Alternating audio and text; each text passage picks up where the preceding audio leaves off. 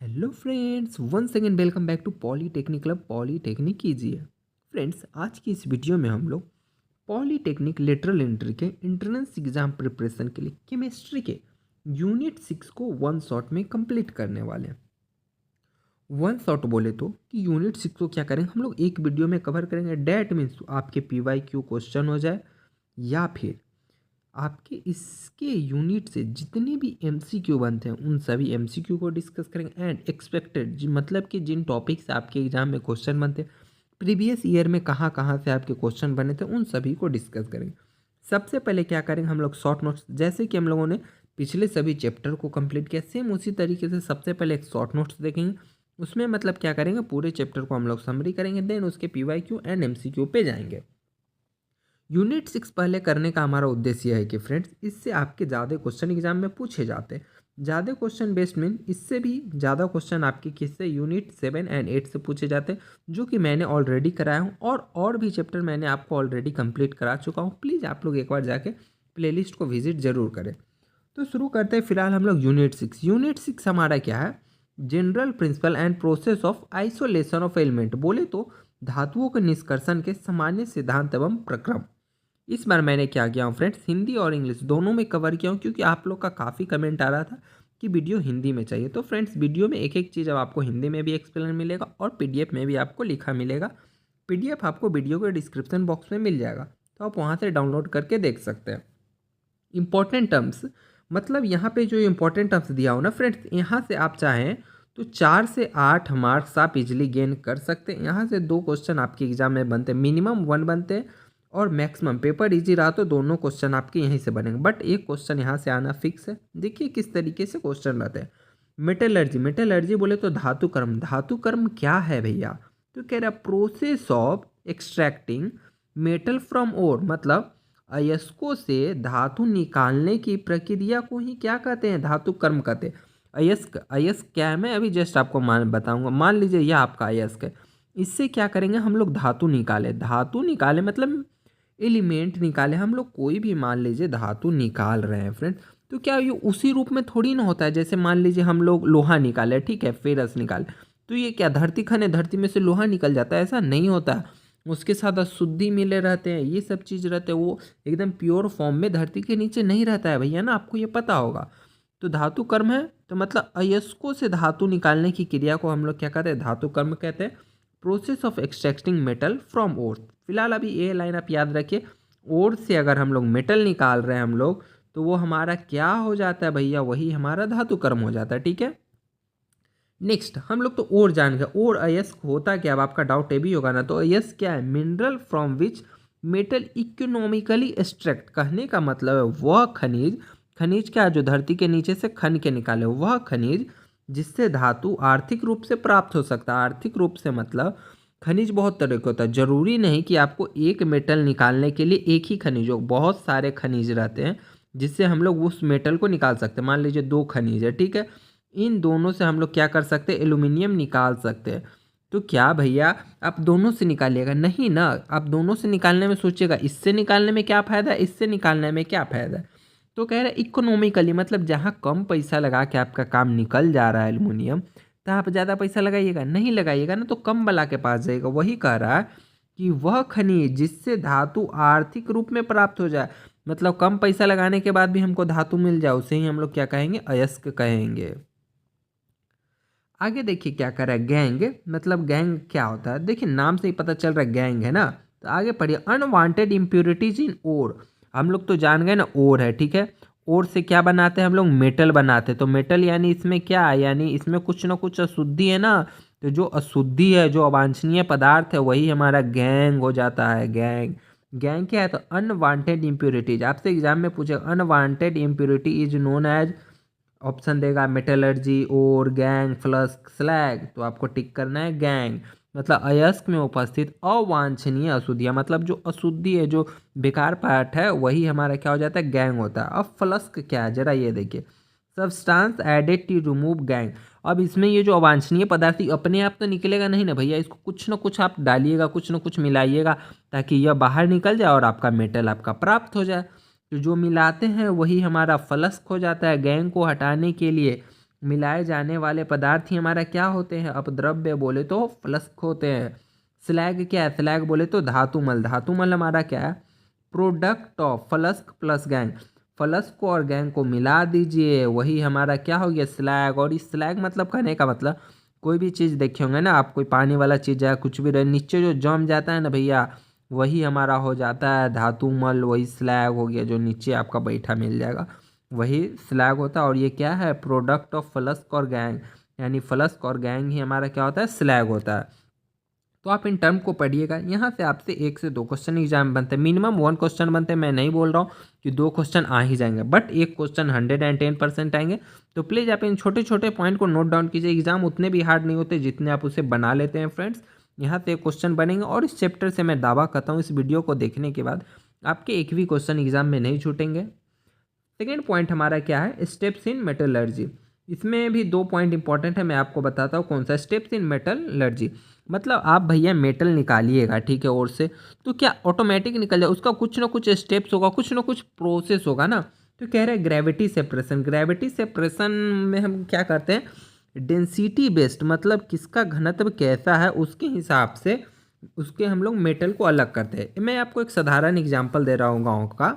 देखिए गांव में जब हम लोग का धान का फसल होता है तो उसमें क्या होता है, चावल को हम लोग क्या कहते हैं, ओसाने के नाम से आप लोग सुने होंगे कि क्या रहता है ना, मतलब अच्छा वाला चावल जो हेवी रहता है, जिसके अंदर चावल का दाना रहता है उसको अलग करते हैं, और जिसके अंदर चावल का दाना नहीं रहता उसको बाहर करते हैं, हटा देते हैं भूसी के रूप में। तो क्या करते हैं हम लोग, चावल को ऊपर से ऐसे ऐसे गिराते हैं और इधर से फैन को लगा देते हैं। तो फैन क्या रहता है, जिसके अंदर चावल का दाना नहीं रहता उसको उड़ा के काफ़ी दूर भेज देता है, ठीक है भैया। एंड जिसमें चावल का दाना रहता है वो यहीं पे गिर जाता है, वेट के कारण यानी गुरुत्वाकर्षण भारी के कारण नीचे गिर जाता है। तो ठीक कुछ इसी तरीके से हम लोग क्या करते हैं, मेटल को भी खनिज से एक्सट्रैक्ट करते हैं, उसको हम लोग कहते हैं ग्रेविटी सेपरेशन।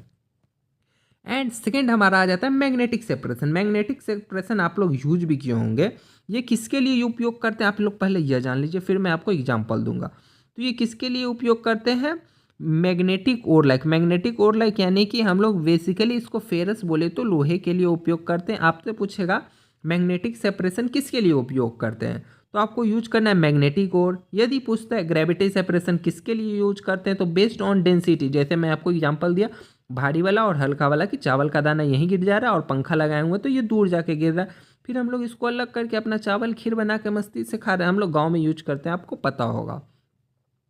तो हम लोग मैग्नेटिक सेपरेशन फेरस के लिए करते हैं। आप कभी ध्यान दो, कभी आप देखोगे ना आपका सिक्का या कोई भी लोहा का चीज़ गिर जाता हो तो आप लोग क्या करते होंगे बच्चे में कि चुंबक डाल के उसको खींच के बाहर निकाल लेते थे अपना लोहा का चीज़। मान लीजिए चाकू कहीं नीचे गिर गया कोना में कहीं भी, तो आप चुंबक लगाए खींच लिए उसको तुरंत, या फिर कॉइन गिर गया तो वापस कर लेते थे। तो यह सेम उसी तरीके से हम लोग जो लोहा वाला यस्क रहता है, मान लीजिए इसमें लोहा का कण है, इसमें इसको अलग करना है तो क्या कीजिए, चुंबक के बेल्ट पे से गुजारिएगा, जितना लोहा वाला रहेगा चुंबक में चिपक जाएगा, बाकी सब आपका जो अशुद्धि आपका बच गया वो सब अपना बाहर चला जाएगा।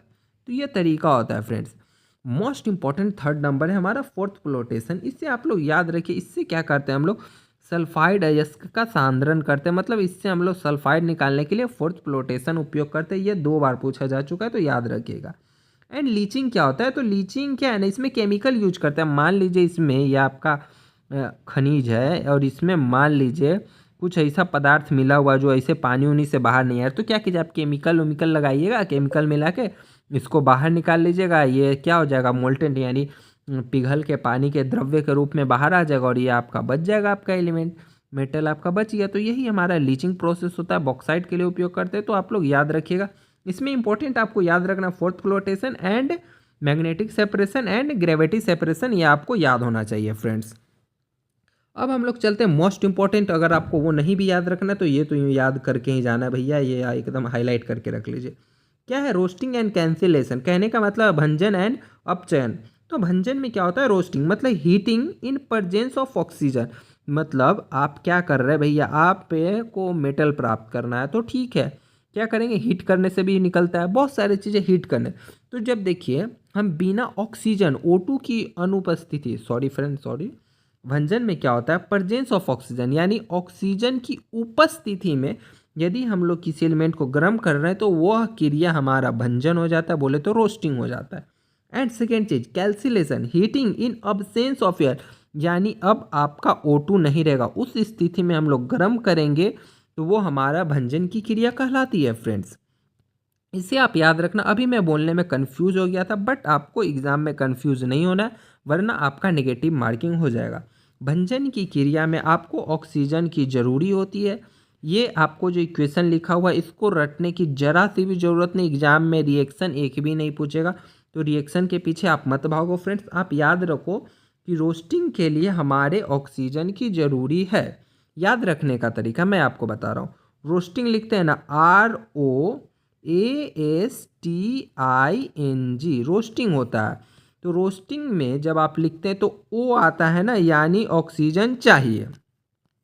यानी रोस्टिंग भंजन वह क्रिया है जिसमें ऑक्सीजन की उपस्थिति में हम लोग गर्म करते हैं।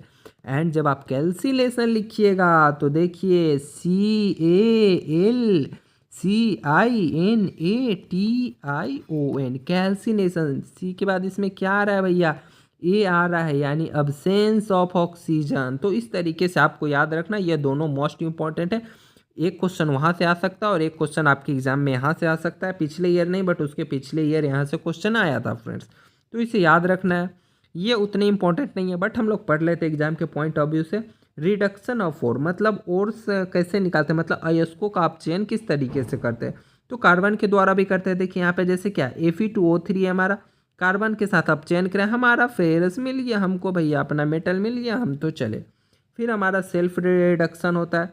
ये दोनों तो ज़्यादातर नहीं पूछा गया, बट ये एक चीज़ है ना, इलेक्ट्रोलाइटिक रिडक्शन, ये पूछा गया था। इससे क्या होता है, हम लोग एल्युमिनियम हो गया या फिर हमारा सोडियम हो गया, तो इस मेथड यानी इलेक्ट्रोलाइटिक रिडक्शन वैद्युत अपचयन से इन दोनों मेटल का एक्सट्रैक्शन करते हैं। ये पूछा गया था कि इलेक्ट्रो मतलब वैद्युत अपचयन से हम लोग कौन से मेटल को निकालते हैं, फाइंड आउट करते हैं। तो याद रखिएगा सोडियम एंड एल्युमिनियम, ये थोड़ा सा इंपॉर्टेंट है, एक बार पूछा गया था अभी तक, बस एक बार ही आया।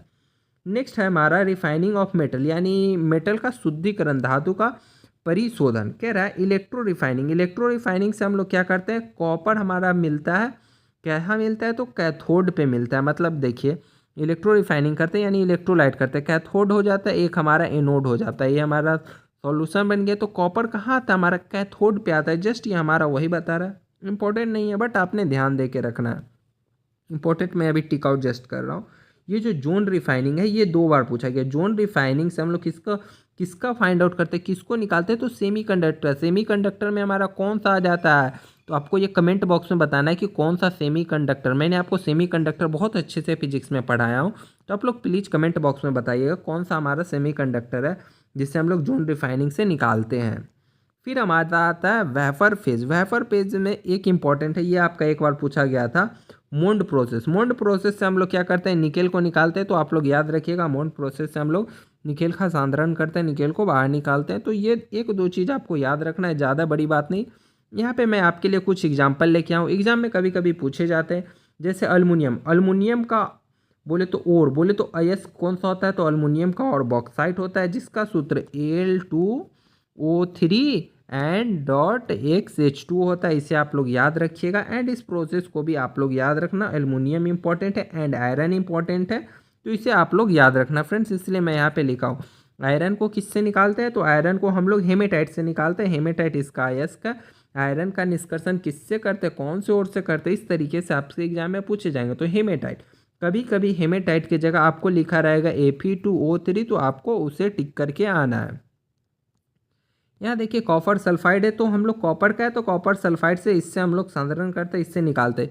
यहाँ पे आप रिएक्शन देख रहे होंगे, यह रिएक्शन बस आपको समझने के लिए है कि कैसे उसका निष्कर्षण करते हैं। इसको ध्यान में रखने की जरा सी भी ज़रूरत नहीं, तो एक बार भी आप इस पर टाइम वेस्ट करने का ज़रूरी नहीं है।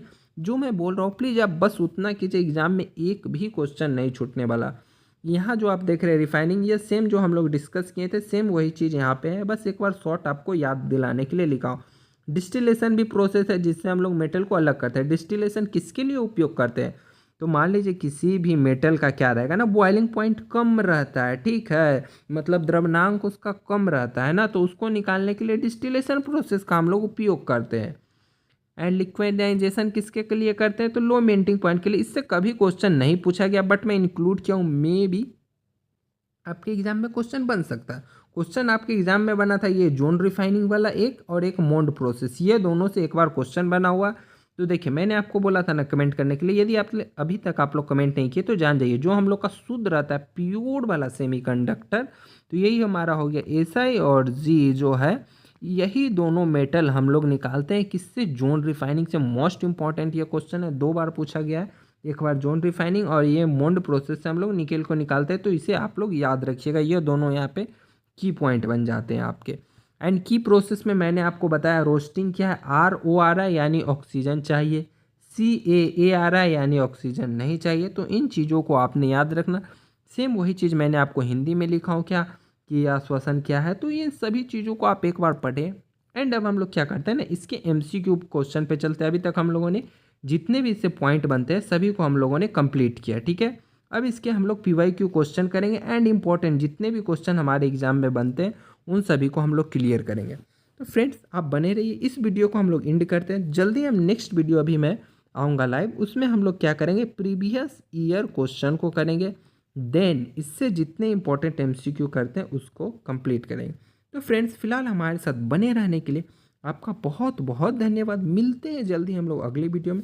और फ्रेंड्स बहुत सारी वीडियो आपके इस चैनल पे अपलोडेड मिलेगी, आप प्लेलिस्ट जाके विजिट करें। ऑलरेडी हम लोग बहुत सारे चैप्टर को कंप्लीट कर चुके हैं और जल्दी आपके एग्जाम से आने से पहले सभी सिलेबस को हम लोग कंप्लीट कर लेंगे फ्रेंड्स। तब तक के लिए bye bye, take care and जय हिंद।